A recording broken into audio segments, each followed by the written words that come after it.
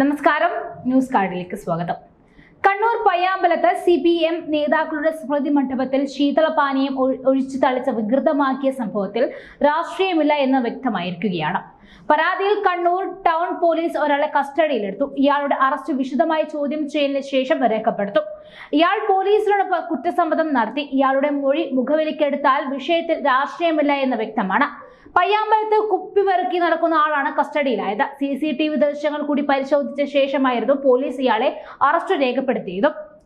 പയ്യാമ്പലത്തെ CPM നേതാക്കളുടെ സ്മൃതി കുടീരങ്ങൾ ഒഴിച്ചത് മധുരമുള്ള soft ഡ്രിങ്ക്സിന് സമാനമായ ദ്രാവകമാണെന്ന് കണ്ടെത്തിയിട്ടുണ്ട്.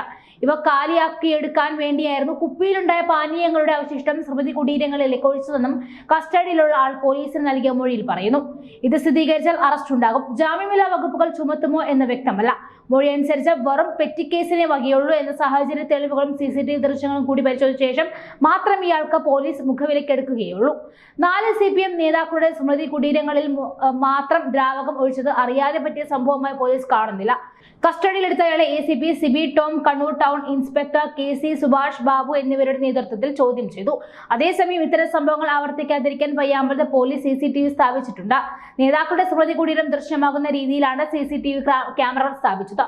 പോലീസ് കൺട്രോൾ റൂമിൽ ഇതിന്റെ ദൃശ്യങ്ങൾ ശേഖരിക്കുമെന്നും Kannur city police commissioner Ajith Kumar അറിയിച്ചു.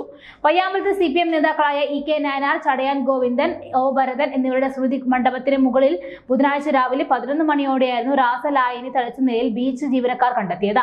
കരിയോയിൽ ഒഴിച്ച നേതാക്കളുടെ രൂപം വികൃതമാക്കിയെന്നാണ് ആദ്യം ഉയർന്ന ആരോപണം. സംഭവ സ്ഥലത്ത് കുതിച്ചെത്തിയ CPM കേന്ദ്ര കമ്മിറ്റി അംഗം PK ശ്രീമതി എതിരാളികളെ കുറ്റപ്പെടുത്തിക്കൊണ്ടാണ് രംഗത്ത് വന്നത്.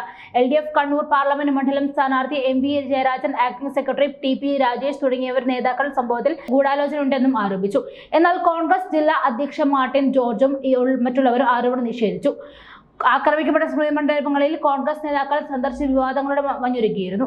സ്മൃതി മണ്ഡപങ്ങൾക്ക് നേരെയുള്ള കയ്യേറ്റം നടന്ന പയ്യാമ്പലം സന്ദർശിച്ച് കോൺഗ്രസ് നേതാക്കൾ പ്രതിഷേധിച്ചതോടെ സംഭവത്തിൽ രാഷ്ട്രീയ മുതലെടുപ്പിനുള്ള സാധ്യത കുറയുകയായിരുന്നു. എന്നിട്ടും കണ്ണൂർ നഗരത്തിൽ CPM നേതൃത്വത്തിൽ പ്രതിഷേധ പ്രകടനവും പൊതുസമ്മേളനവും നടത്തി. എന്നാൽ സംഭവത്തിന് പിന്നിൽ മദ്യപിച്ച പാട്ടപെറുക്കുന്ന ആളാണെന്ന് കണ്ടെത്തിയതോടെ പരസ്യ പ്രതിഷേധങ്ങളിൽ നിന്നും CPM പിൻവലിഞ്ഞിരിക്കുകയാണ്.